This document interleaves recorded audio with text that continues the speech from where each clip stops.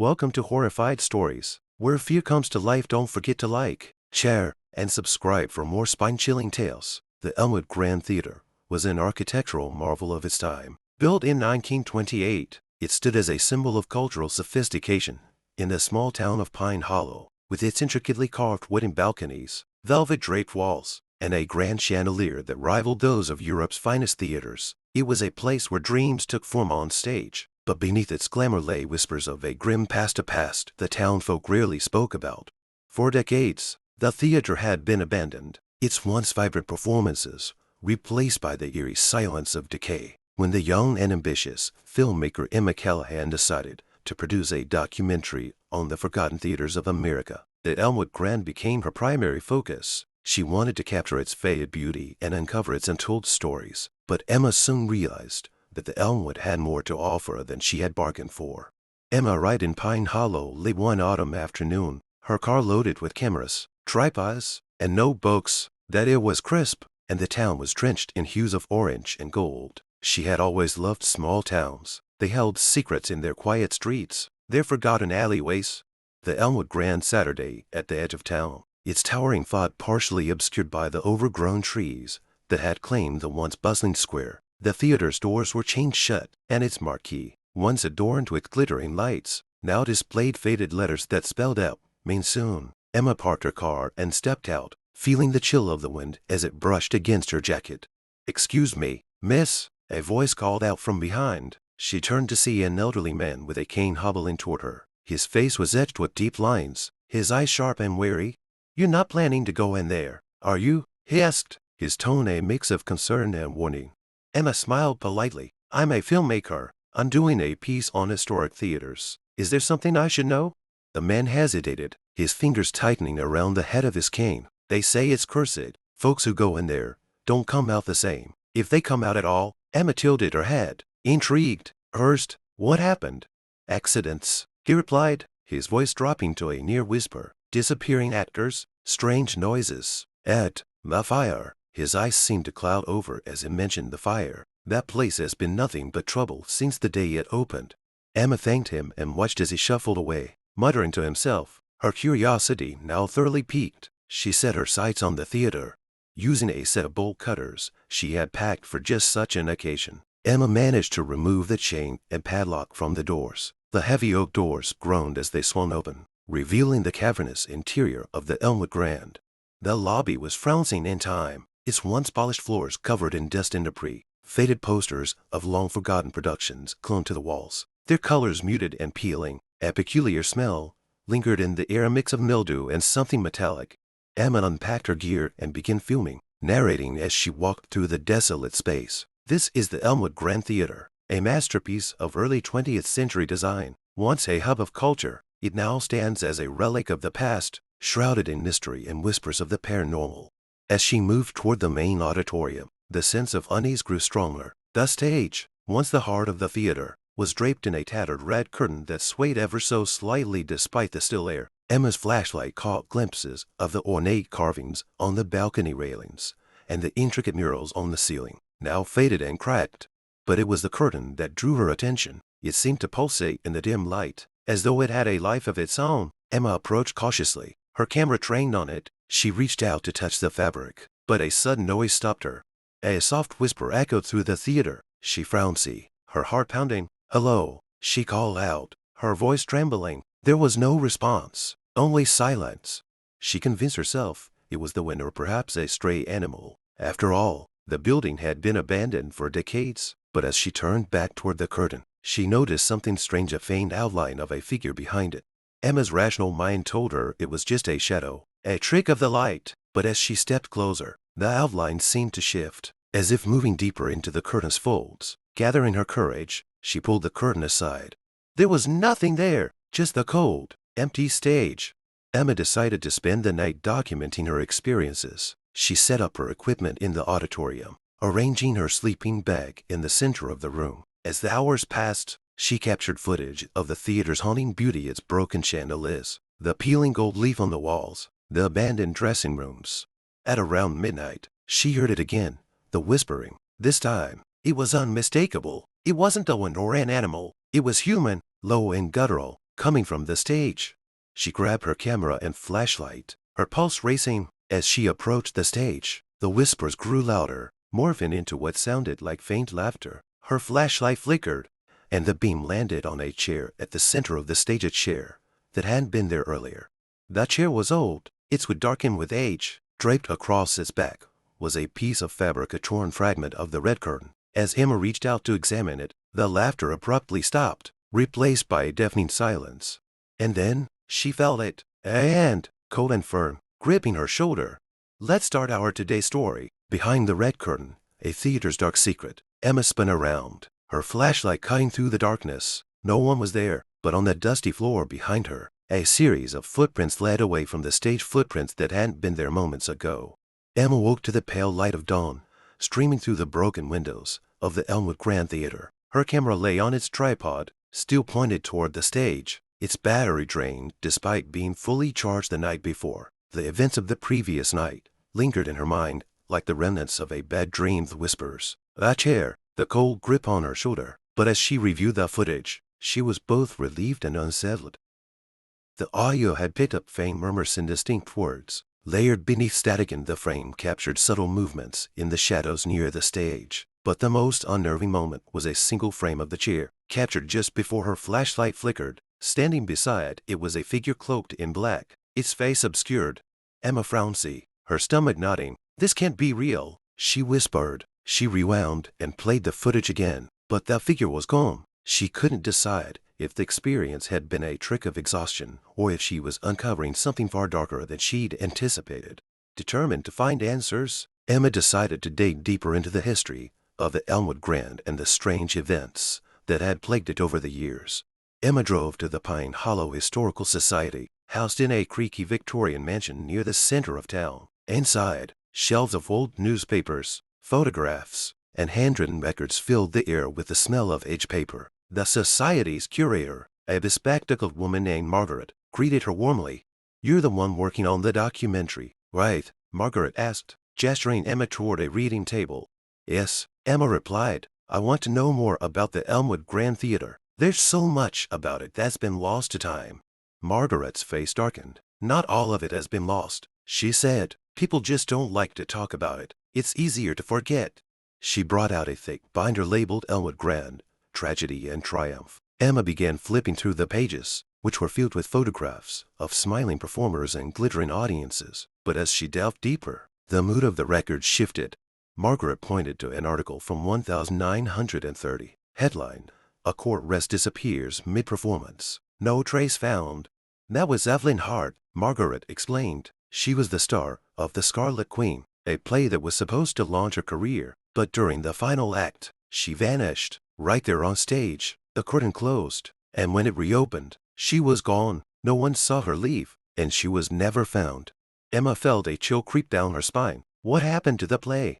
"It was canceled immediately," Margaret said. And it wasn't the only strange occurrence. A stagehand fell to his death from the catwalk in 1947. In 1965, a director was found dead in his dressing room, his face frowning in terror. And then there was the fire in 1972 that shut the place down for good. Margaret leaned in, lowering her voice. "Some say the theater is cursed. They believe something malevolent resides there, something tied to that red curtain." Emma's mind raced. "Do you have any idea what it could be?"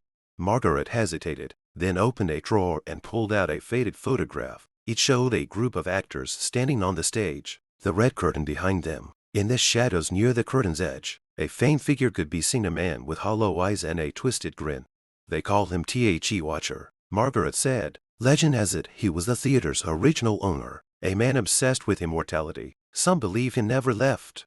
At evening, armed with new knowledge and a mix of fear and determination, Emma returned to the theater. This time, she brought a second camera with night vision, a handheld recorder for EVP, electronic voice phenomena, and a notebook to document her findings. The air inside the theater felt heavier, as if the building itself was aware of her presence. She set up the night vision camera on the balcony, aiming it at the stage, and placed the recorder near the dressing rooms where the director had died. As she explored deeper, the whispers returned, faint and indistinct. This time, Emma decided to confront them. "Who's there?" she called out, her voice echoing through the empty auditorium. The whisper stopped, Then, from somewhere in the darkness, came a single word, say. Emma's heart pounded. She turned toward the sound, her flashlight revealing nothing but rows of decaying seats. Deciding to take a risk, she moved to the dressing rooms. The air grew colder as she entered, and her recorder began picking up faint static. She asked a series of questions. What happened here? Who are you? Why are you still here? For a moment, there was silence. Then, a voice emerged from the static, clear and malevolent. The curtain calls. Emma's blood ran cold. She played the recording back to confirm what she'd heard. The voice was unmistakable. Suddenly, a loud crash echoed from the stage. She rushed back to find the chair had been overturned. Its legs splintered. The red curtain swayed violently, though no breeze stirred. And then she saw a figure from the photograph. It stood at the edge of the stage, its hollow eyes fixed on her. Who are you? Emma demanded, her voice shaking. The figure raised a hand, pointing toward the curtain. Come and see. It's Ed. His voice a guttural whisper that seemed to come from everywhere and nowhere. Emma took a hesitant step forward, her camera capturing the eerie glow that now emanated from the curtain. But as she reached for it, the figure vanished, and the room plunged into darkness. In the morning light, Emma reviewed the footage from her cameras. The night vision camera had captured something she hadn't seen. As the curtain swayed, a face emerged briefly from its full to pale, screaming face, its eyes wide with terror. Her recorder, too, held another surprise. At the very end of the tape, after she had fled the stage, a voice whispered, "Behind the red curtain lies the truth. Beware." Emma realized she couldn't leave now. Whatever haunted the Elmwood Grand, whatever lingered behind that cursed curtain, demanded to be uncovered. But she couldn't shake the feeling that someone or something was watching her every move. The days following her second visit to the Elmwood Grand were a blur of research and unease for Emma. She spent her waking hours poring over old articles and accounts of the theater's dark history, piecing together a puzzle that seemed to span decades. Evelyn Hart's disappearance, the stagehand's death, the director's frouncing, Terrell, the tragedies tied to the Elmwood seemed to circle back to one thing, the red curtain.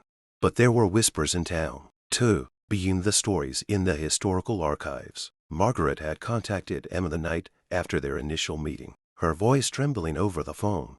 "Emma," she began, "I found something else, something disturbing." Margaret explained that she had come across a set of journal entries from Horace Lennox, the theater's original owner of man rumored to be the Watcher. According to the entries, Lennox had been obsessed with the occult, particularly rituals involving sacrifice and immortality. The final pages of the journal detailed a mysterious, binding ceremony, one that seemed to center on the theater's debut production, The Scarlet Queen. The red curtain wasn't just decoration, Margaret said. Lennox referred to it as a veil, a conduit between this world and another. He believed it could hold something in place or let something through. Emma's stomach churned as she listened. She knew she had to go back to the theater, but this time, she would be prepared. Emma decided she couldn't face the Elmwood alone again. She reached out to two colleagues, her friend and sound engineer, Liam, and a local paranormal investigator, Clara. Both were skeptical but intrigued by Emma's findings. "If there's really something there," Liam said as he packed his audio equipment, "we'll capture it, and if not, you've got one hell of a ghost story for your documentary." Clara was less dismissive. "I've seen places like this before," she said. "They don't just trap the living, they feed on them. If we're going in, we need to be cautious, and we need an exit plan." The three of them set out that evening, their car loaded with cameras, thermal imaging gear, EMF detectors, and other paranormal tools. As they approached the Elmwood Grand, the sun dipped below the horizon, casting long shadows over the building.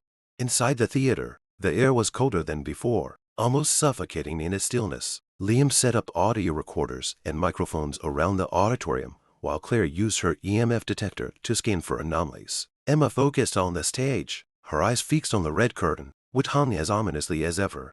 The first hour passed uneventfully. Claire recorded a few spikes in electromagnetic activity near the stage, and Liam picked up faint static on the microphones, but nothing conclusive. "It's quiet," Liam said, his voice echoing in the empty space. "Too quiet." Emma decided to provoke a response. She stood on the stage, her flashlight illuminating the curtain. "Evelyn Hart," she called out, her voice steady despite the dread gnawing at her. "If you're here, we want to tell your story. Show us a sign." For a moment, nothing happened. Then, the curtain swayed, as if stirred by an invisible hand. Clara's EMF detector spiked violently. "We've got something," she said, her voice sharp. Liam's headphones crackled. "There's something here," he said. "It's whispering." Emma's camera captured the faint outline of a figure behind the curtain just as it had before. "I'm pulling it back," Emma announced, steeling herself. "No, wait," Clara shouted. But it was too late. Emma grabbed the curtain and yanked it aside. Behind the curtain was not the blank wall or ropes she had expected. Instead, there was a gaping void and impenetrable darkness that seemed to pulse with a life of its own. The air grew icy, and an unnatural wind began to swirl around them, carrying with it faint, anguished cries. "What the hell is that?" Liam shouted, his voice barely audible over the growing cacophony. "It's a portal," Clara said, her face pale. "It's not just haunted, it's a gateway." Emma stepped back, her camera still rolling. The void seemed to expand, and within it, shapes began to form, twisted figures with hollow eyes and clawed hands. They writhed and reached, as if struggling to break free. "Close it!" Clara screamed. "We have to close it." But before anyone could move, a figure emerged from the void. It was the Watcher Horace Lennox, his face gaunt and malevolent, his hollow eyes fixed on Emma. "You should not have come," he said, his voice a low growl that reverberated through the theater. "The curtain was meant to hold them back, and now you've torn it apart." Emma felt an unbearable pressure in her chest, as if the air itself were crushing her. Lennox raised a hand, and the wind intensified, pulling at the edges of the curtain and threatening to engulf them all. Clara acted quickly, pulling a vial of salt from her bag and scattering it across the stage. "Get back," she shouted, drawing a protective circle around them. The wind faltered for a moment, and the figures in the void recoiled. "What do we do now?" Liam yelled. "We end it," Clara said. She pulled out a small book, its pages filled with symbols and incantations. "This is what he used to bind them. We can reverse it." Clara began chanting, her voice steady despite the chaos around her. Emma and Liam held the circle, their bodies trembling as the void pulsed and shrieked. The Watcher screamed in fury, his form flickering like a dying flame. "You cannot undo what has been done," Lennox bellowed. The red curtain began to fray, its edges dissolving into the air. The shapes within the void clawed at the edges, desperate to escape, but Clara's voice grew louder, more commanding, as the symbols in her book began to glow. With a final shout, Clara completed the incantation. The void collapsed in on itself. The wind died, and the red curtain crumbled into ash. Lennox let out an ear-piercing scream before vanishing into the darkness. For a moment, there was silence. Then, the theater seemed to exhale, its oppressive atmosphere lifting. The three of them stumbled out of the theater, their bodies and minds battered by the night's events. Emma clutched her camera, unsure if she had captured anything at all. "Is it over?" she asked, her voice barely above a whisper. Clara nodded. "The portal's closed, but the scars, they'll remain." Emma looked back at the theater one last time. Its grand façade now seemed smaller, diminished by the horrors it had contained. As they drove away, Emma felt a mix of relief and unease. She had uncovered the truth behind the red curtain, but some truths, she realized, were better left hidden. Days after the events at the Elmwood Grand Theater, Emma couldn't shake the weight of what she had experienced. Despite the ritual Clara had performed to seal the portal, Emma felt an undeniable connection to the theater, as if it had marked her somehow. Her dreams were plagued by the hollow eyes of the Watcher, and every time she closed her eyes, she heard whispers calling her back. Liam had left town immediately, refusing to talk about what had happened. Clara, meanwhile, insisted the danger was over. "The portal is closed," she reassured Emma during a phone call. "Whatever was in that theater is trapped on the other side now." But Emma wasn't convinced.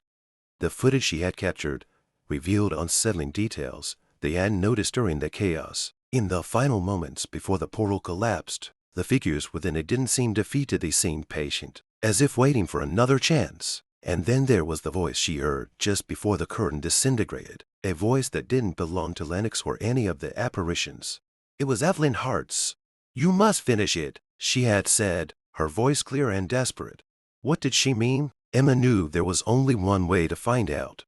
Emma returned to Pine Hollow one last time, against her better judgment. This time, she went alone, armed with every piece of equipment she could carry and the fragmented notes from Lennox's journal that Margaret had copied for her. She prepared to uncover the final truth behind the Elmwood Grand. When she arrived, the theater was eerily quiet, as if it were waiting for her. The red curtain was gone, replaced by a black void of scorched wood and melted metal where the stage once stood. The air was thick with the smell of ash and something else is something foul and decayed. Emma set up her equipment, her hands trembling. She placed her camera in the auditorium, pointed toward the stage, and carried a handheld recorder as she moved through the building. "I'm back," she said aloud, her voice echoing in the empty space. "Evelyn, if you're here, show me, tell me what you meant." For a long moment, there was nothing but silence. Then, from somewhere deep within the theater, came the faint sound of music, a haunting melody played on a piano. Emma followed the sound, her flashlight guiding her through the labyrinth of crumbling hallways and dressing rooms. It led her to a small door she had noticed before, hidden behind a fallen bookshelf. The door was ajar, revealing a staircase that spiraled downward into darkness. The stairs led to a hidden chamber beneath the theater. It was unlike anything Emma had seen before, a circular room with walls covered in strange symbols and faded murals depicting scenes of ritual and sacrifice. At the center of the room was an altar, its surface stained with something dark and old. On the floor around the altar were the remnants of candles and burnt offerings. Emma's flashlight revealed what looked like a tattered piece of fabric, a fragment of the red curtain. "This is where it started," she whispered, realizing she was standing in the heart of Lennox's ritual. She set her recorder on the altar and began asking questions. "Why did you do it? Lennox, what did you summon here? Evelyn, are you trapped?" For a moment, the room was silent. Then, the recorder crackled to life, and a voice whispered, "The Queen must rise." Emma's chest tightened. "The Queen? Do you mean the Scarlet Queen?" The whispering grew louder, overlapping into a cacophony of voices. "Finish the story. Finish the play. Free us." Emma's mind raced. Lennox Journal had described the Scarlet Queen as the centerpiece of his ritual performance, meant to bind the entity he had summoned. But Evelyn's disappearance had disrupted the ceremony, leaving the portal unstable and the spirits trapped. The play had to be completed. Emma knew what she had to do, though every part of her screamed to leave. She found a dusty script for the Scarlet Queen in one of the old dressing rooms. Its pages brittle but intact. She set the script on the altar, lit the candles with the matches she had brought, and began to read aloud. The words fell foreign on her tongue, as if they weren't meant to be spoken by the living. The chamber grew colder with every line, and the air seemed to thrum with energy. As she reached the final act, the ground beneath her began to shake. Shadows gathered around the altar, coalescing into familiar shapes, the lost actors and crew of the Elmwood Grand. Evelyn Hart appeared among them, her ethereal form glowing faintly. "You're almost there," Evelyn said, her voice urgent. "But you must take my place. You must be the Queen." Emma frowned. "What do you mean?" Evelyn stepped closer, her translucent hand resting on Emma's shoulder. "The play must end, and only a living soul can complete it. Please, Emma, it's the only way to set us free." Emma felt tears stain her eyes. She didn't want to do this, didn't want to risk becoming another victim of the theater's curse, but she also couldn't turn her back on Evelyn and the others. Taking a deep breath, Emma stepped onto the altar, the script in her hands. She read the final lines of the Scarlet Queen, her voice trembling but strong. As the last word left her lips, the chamber erupted in light. The shadows screamed and dissolved, and the oppressive weight that had filled the air lifted. Evelyn smiled, her form beginning to fade. "Thank you," she said softly. "It's over." Emma woke up on the theater stage, her camera still rolling in the distance. The chamber below was gone, replaced by solid ground. The air felt lighter, the whispers silenced. She packed her equipment in a daze and left the Elmwood Grand for the last time. Weeks later, Emma's documentary premiered to critical acclaim. She had edited it carefully, omitting the most supernatural elements, but leaving enough to hint at the theater's dark past. But as she watched the final cut, a chill ran down her spine. In the closing shot of the stage, just before the screen faded to black, there was a flicker, faint outline of a figure standing where the red curtain had once hung. The Watcher. Even in death, the theater's dark secret refused to be forgotten. If you like this story, don't forget to hit the like button, share and subscribe the channel. Help us grow. Thanks for watching.